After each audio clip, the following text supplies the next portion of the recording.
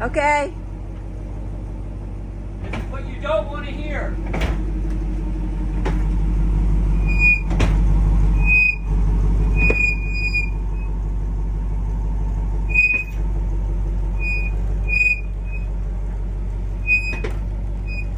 Well, hello, and thanks for joining me again. We're underneath that orange SRT8 Challenger. It's an '08, and this has the Mercedes rear end and axles. And you heard that loud banging noise as it was backing up into the driveway. Well, I disconnected the drive line from the rear end so I could isolate where the noise was coming from. And to be honest, that's the easiest thing to do.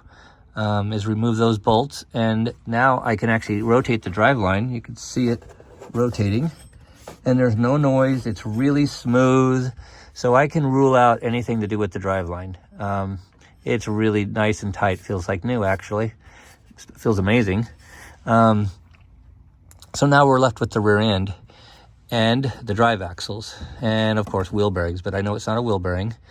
Just by my experience, wheel bearings typically don't make a clunky noise, and they start making like a whirl noise, or they sound like they're dry, and you can hear the bearing spinning, especially at freeway speeds. So that's not the problem. Obviously, you heard the banging going on, and so that typically would have been like a broken drive axle, or a broken gear inside this, which is your differential housing. Inside there are a ring gear, spider gears, and this pinion gear.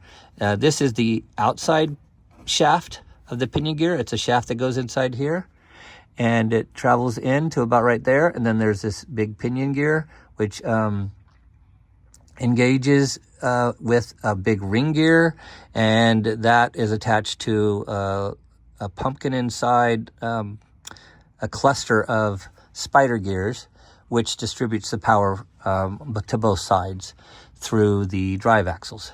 So when I rotate this, we get what is a dead spot. Okay, the axles both axles really should be spinning when I do this, because they're both off the ground. So when I do this, actually we can see that wheel spinning. We can see that wheel spinning. Okay, and then we get to a spot where nothing's spinning. That's because something is broken. Does that noise sound familiar? So that's what was happening. As it was backing up, it would get to this space, and it would slam over to that side and engage the wheels and tires. As I spin it round and round, I'll get back to a spot where, there we go. Okay, so that's what we were hearing. So it's likely that there are gears broke inside there. And it is not cheap to repair. But we'll go through this together.